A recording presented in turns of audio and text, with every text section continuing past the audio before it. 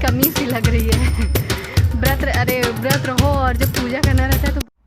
जय हिंद दोस्तों, मैं नीतू राय ठाकुर स्वागत करती हूँ आप सबका एक बार फिर से अपने एक नए ब्लॉग में। तो कैसे हैं दोस्तों?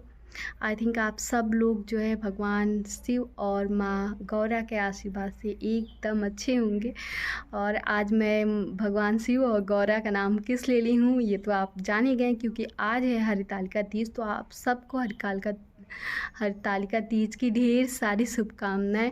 और आज सभी सुहागिनें जो हैं वो व्रत रखी हुई होंगी अपने पतिदेव के लिए, उनकी रक्षा के लिए, उनके दीर्घ आयु के लिए।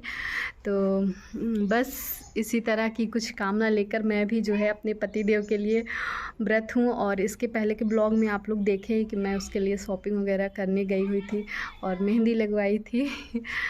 तो बस चलिए तैयार होते हैं, टाइम हो रहा। तो मेरे यहाँ सूतक चल रहा है, किसी का डेथ हुआ है हमारे ससुराल में।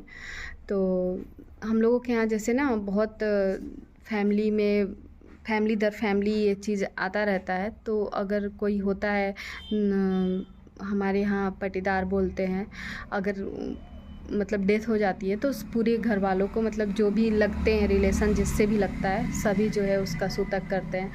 तो बस उसी की वजह से मैं पूजा नहीं करूँगी। मम्मी लोग तो नए कपड़े भी नहीं पहन रहे हैं, लेकिन मम्मी बोली कि जैसे मम्मी जिस सास होती हैं ना, तो वो लोग अगर फॉलो करते हैं तो हम लोग थोड़ा, मतलब हम लोगों का थोड़ा कम भी चलता है। तो पूजा पाठ वगैरह हम भी नहीं करेंगे, लेकिन नए साड़ी मम्मी से बोले कि मैं पहनूँ कि नहीं, तो मम्मी ने बोला कि तुम पहन लेना, तो मैं पहनूँगी।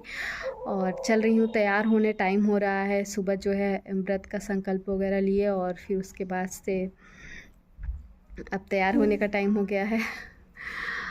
और अभी तो कुछ पता नहीं चल रहा है, ठीक ठाक है मौसम, बहुत ज़्यादा गर्म नहीं है, ठीक है। ज़्यादा गर्मी होती है तो कुछ ज़्यादा समझ में आता है, अभी ठीक ठाक है। तो चलिए फिर।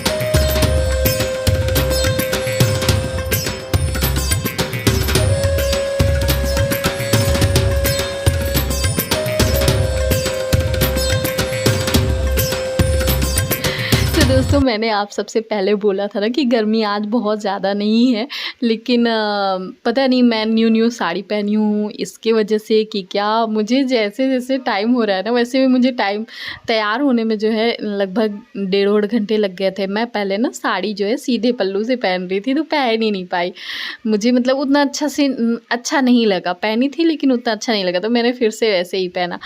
तो थोड़ा टाइम ज़्यादा लग गया था, 1.5-2 घंटे लग गए थे। मतलब अभी जो है ना इतना ज़्यादा गर्मी लग रहा था, इतना ज़्यादा मैं एकदम बेचैन हो रही थी, बहुत ही ज़्यादा। और मेन कारण ये भी हो सकता है नई साड़ी पहनने की वजह से। तो ये है हमारा तीज का पूरा लुक। और कैसे लग रही हूँ मैं कमेंट में हो सके अगर ठीक ठाक लगे तो बता दीजिएगा, नहीं ठीक लगेगा तो भी बता दीजिएगा, कोई नहीं, कमेंट तो आएगा ना। और हाँ, यही बोल रही थी कि ये जो व्रत होता है सुहागिनों के लिए होता है। मैंने पहले भी बोला है, अपनी सुहाग की रक्षा के लिए, उनके दीर्घ आयु के लिए। तो मैं भी जो है अपने पतिदेव के लिए हूँ, जो कि आप सब जानते ही हो, नाम से ही आप सबको पता है कि फ़ौजी साहब हैं वो उनके जो है फ़ोन का वेट होगा। वो मुझे वीडियो कॉल में भी नहीं देख सकते हैं, कॉल हो सकता है कि आए, अभी 2-4 दिन से कॉल भी नहीं आया। तो मैं उनका वेट तो सुबह से कर रही हूँ और शाम होने वाली है। बट अभी तक कोई कॉल वगैरह नहीं आया है। वीडियो कॉल तो देखेंगे ही नहीं। मैं वैसे अपने मुंह से बताऊंगी कि मैं ऐसे ऐसे तैयार हुई हूँ, ये की हूँ तो वो दिल से समझ सकते हैं कि हाँ मैं ऐसी लग रही हूँ। वैसे भी वो तो समझ ही जाएंगे। और फ़िलहाल वो बोलते हैं ना कि तुम मुझे सिंपल में ज़्यादा अच्छी लगती हो। और फिर कभी कभी खुद ही बोलते भी हैं कि तैयार हो जाओ, ऐसे ऐसे तैयार हो ना, ये वाली मेरे ना मेरे पतिदेव को ये सब बहुत रहता है, ये वाली साड़ी पहनना, ये वाला ऐसे करना, ये सब उनके अंदर है। तो बस अभी जो है दो चार वो क्या कहते हैं शॉर्ट्स वगैरह रील्स वगैरह बना लूँ। और तरीका फेस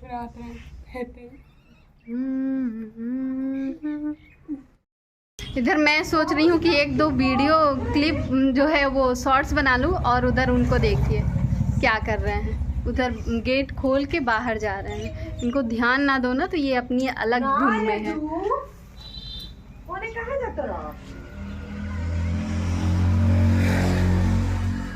पूजा करना होता तो ज़्यादा अच्छा लगता, मतलब वो रियल वाली मतलब वैसे भी फास्ट तो है ही, लेकिन पूजा करना होता तो बात ही कुछ अलग होती।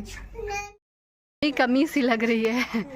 व्रत रहो और जब पूजा करना रहता है तो बात ही अलग रहती है, एकदम फीका, मतलब ऐसा लग रहा है अधूरा अधूरा सा।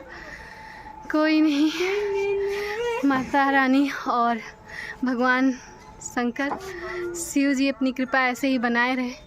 बाकी तो हमेशा तीज आता ही रहेगा। और आज भी दिल में जो है शंकर भगवान और माता गौरा पार्वती की ही कृपा से हम लोग फास्ट हैं, व्रत हैं। तो बस ऐसे ही जो है हम सुहागिनों का को अपना आशीर्वाद जो है भगवान शिव और माँ गौरा बनाए रखें। तो व्रत तो हमेशा रहेंगे ही और पूजा पाठ भी करेंगे। तो हाँ,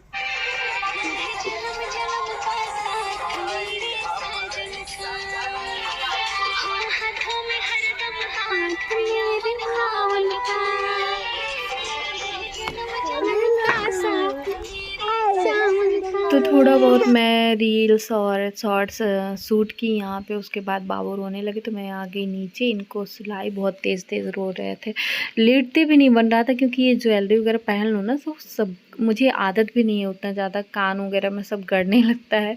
लेकिन कैसे भी करके मैं इनको सुला दी। थके हुए थे, दिन भर जो है शैतानी किए हुए थे। मुझे बहुत इन्हीं की वजह से मैं और भी ज़्यादा थक गई हूँ क्योंकि ये मुझे बहुत चिल्लवा रहे थे। वैसे भी दिन भर इनको देखना पड़ता है तो चिल्लाना पड़ता है, बाबू यहाँ मत जाओ, बाबू इधर आ जाओ, बाबू ये। और ये मेरा सारा श्रृंगार का सामान है जो मैं दान करूँगी। ये बिछिया मैंने लिया हुआ था, तो एक पंडित जी को मैं दान कर दूँगी और दूसरा जो है अपनी सासू माँ के लिए। मैं हमेशा कोशिश करती हूँ, हमेशा तो नहीं लेकिन 2-3 बार से मैं उनके लिए बिछिया रखती हूँ, मतलब चढ़ाती हूँ माता जी को और उसके बाद रख लेती हूँ। तो मैंने सिस्टर से मतलब बोला कि तुम जो है नॉर्मल वो पूजा करती है शाम को, तो मैंने कहा जो है तुम ये सारा दान वाला चढ़ा देना और भी जो कुछ भी होगा पूजा अच्छे से कर देना। तो वो इधर पूजा की तैयारी कर रही है और मैं थोड़ा सा आराम कर रही हूँ।